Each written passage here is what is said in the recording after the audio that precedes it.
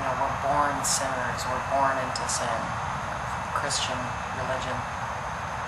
And, I always wonder, if we're born into sin, and how come a lot of times the apologetics or whatever, as far as, why there's still suffering in the world and why there's still, innocent people suffer, the answer to that is always something along the lines of, well, because people choose to sin, as if to say that if people just chose not to sin, well, if you're born into sin, how do you choose not to sin?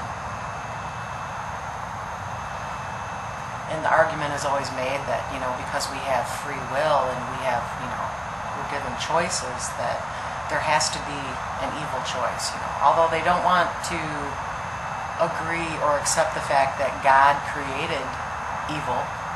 He had to have created evil. They say, no, man created evil. Well, how does man create evil if they're born into it? If you're born into something, how is that your choice, or how is that your fault? Or how does that mean that you created evil because you were born into it? I don't, the argument doesn't make sense. It just doesn't make sense. And to say that God didn't create evil is to say that God didn't create everything. You're trying to say that humans created evil. Well, what created humans? Well, God gives us free choice and you have free will. Well, so does that mean that if I choose not to believe in God, that there's no punishment for that? Oh no, wait, there is a punishment for that. If you don't believe in God, or you don't believe in Jesus, however they want to say it, you go to hell. Isn't that what the doctrine says?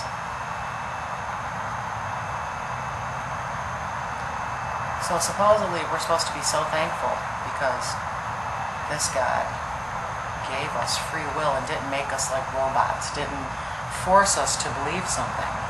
But yet, if we don't believe in Him, then we're still punished. Why are you punished if it's free will?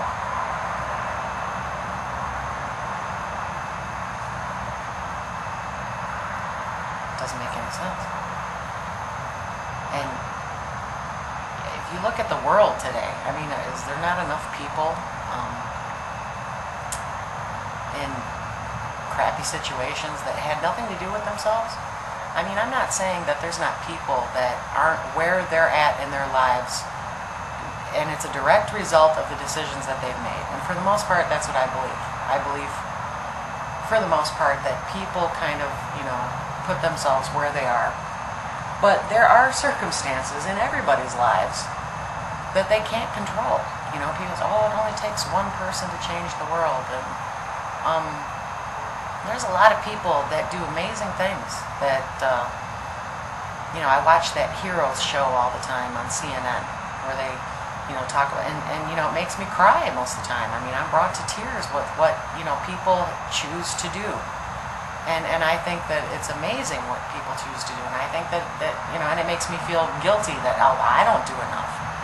And if everybody just was like that, then the world could be better. But, like I said, people say that one person changes the world. Well, maybe to some degree, but, I don't see the world changing. And I definitely don't see the world changing for the better, even though we have more than one person that's a good person, that's a hero, that's that just spends their whole life giving and not taking. But yet there's still war, there's still famine, there's still suffering, there's still fear.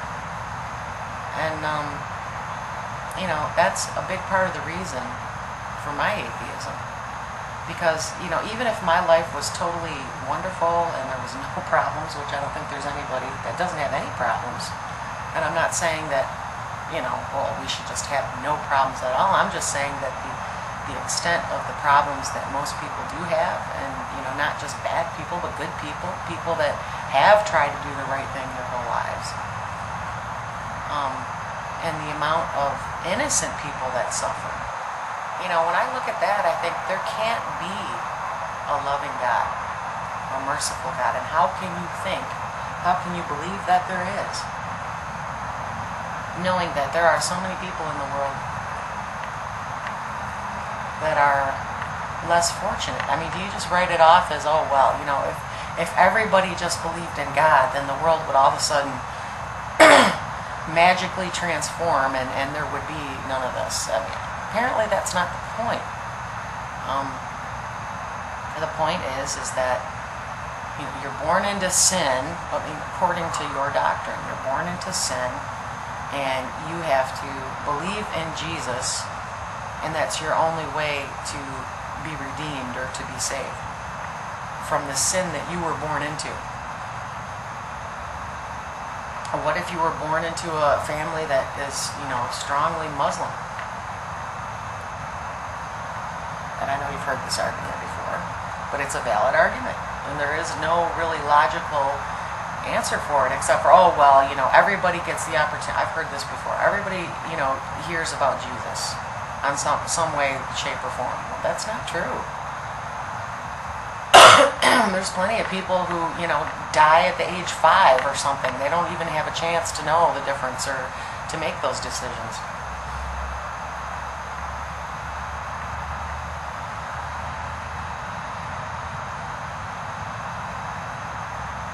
So, the answer can't always be, well, we live in a fallen world.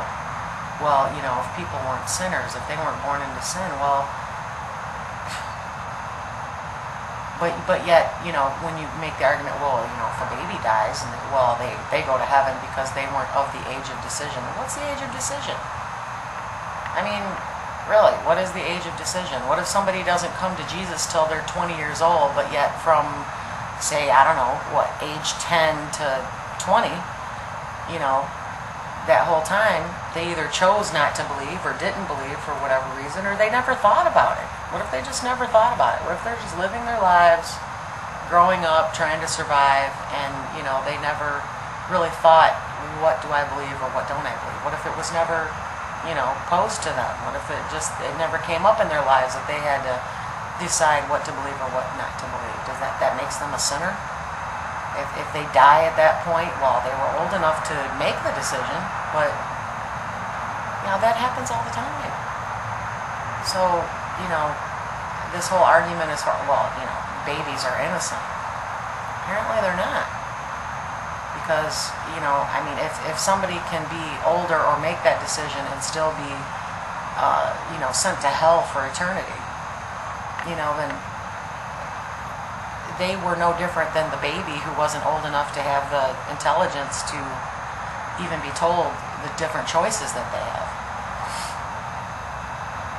See, none of this makes sense. There is no logic to it. To say that this God is a loving, merciful God, the evidence that is not true is everywhere. It's everywhere. Life is hard, and I'm not, trying to whine about life or, my life in particular. I mean, just in general. You have to struggle to make a decent life in this world, in this society. And yeah, a lot of it is man's fault. The government, the evil tyrants, people who are elitists, who all they care about is money. And, I'm not going to say that, as far as what, has been deemed as evil or bad or wrong or immoral or unethical. Those things happen and people do need to change, and whatever as far as those things go. But is that happening? Is it going to happen? And, people say, oh, well, yeah, but, God is here. God lives in your heart, and, God hasn't left us. How many thousands of years has it been going in this direction? And where is your God? Yeah, there are people who are heroes. There are people who do good things. There's, quite a few of them. And I have nothing but respect for those people. And like I said, it makes me feel like I should be doing more. And I think that in a sense, does keep kind of a little bit of more of a balance than if there were no people like that at all. if there was no people that did good things ever, then yeah, the world would definitely be different. So in a sense, you could say, well, that whole, it only takes one person to change the world thing. In a broader sense, maybe that does make a difference. I'm sure it does make a difference. But it's not enough to make, all of these innocent people make their lives better. I was watching that show, Intervention, the other night. Actually, last night, I believe it was. And, there was this family that, they have the daughter. The daughter's an alcoholic. I think she was, I don't know, in her teen. Well, maybe like 18 or 19. I don't know how old she was, but I guess she had started drinking when she was 13. Long story short, this family had already lost a son who got into a car accident or something. He was riding his moped, and him and the sister didn't get along really well. And, he came to see her in the hospital after she had got into a car accident and, gave her a hug. And when he left the hospital on his little mini moped thing, I guess got into an accident and died. And my heart just felt so terrible for this family, because I thought, here they have the one son that died, and now they have this daughter who they're watching die slowly to alcoholism. And looking at everything that had happened in her life, it was easy to see why somebody would be messed up in the head and maybe would, if you want to call it, choose to become an alcoholic. But, sometimes there are things that happen in people's lives that are so difficult and so hard to deal with that, they don't, unless they just kill themselves, there's no way for them to deal with it except for to escape through some kind of drug or something like that, because the pain is just too much for them to deal with. And how do you call that sin? How do you call that choosing to be? And I mean, yeah, they have to choose their way out of it. They have to choose to deal with their issues and not try to escape from them in order to get out of the addiction. That's true. But to say that anybody chooses to have that much pain put on their plate, and the father was the one that really I felt sorry for, because you could tell that he was just devastated, by the loss of his son, and now watching his daughter going through this, it hurt him so terribly. And I look at this guy and I think, this looks like a hard-working man, he looks like a decent man. What did he do to deserve a life that he has that much that he's got to deal with? Because everybody's born into sin. Well, if you look at his life compared to maybe some other people who have their kids, didn't lose their kids, don't have those kind of problems. Where does that decision happen? Where does that, how does that make any sense? You've got one man who's got, the loss of one child and watching the other child slowly kill themselves, and then you have, themselves, and then you have, other people whose pain and suffering doesn't even compare to that, doesn't even touch that. And so what does the Christian mind think about that? Do you just assume that, well, he must have did something bad? Or, maybe if you're another type of religion, you might think, well, he must have did something really bad in another life. Maybe he didn't do anything bad. And maybe there is no God or gods or what have you that have anything to do with it. Maybe it's just nature. And, some people have it shitty and some people don't. Maybe maybe this man, it was totally innocent. There was no reason, and there's no reason I can think of, that anybody would deserve to lose a child. Or especially lose a child and then watch another one, killing themselves. The way that this guy was having to deal with this. And I don't know, I look at stories like that and I think, there's no mercy. How can somebody deal with that much pain? And I don't know.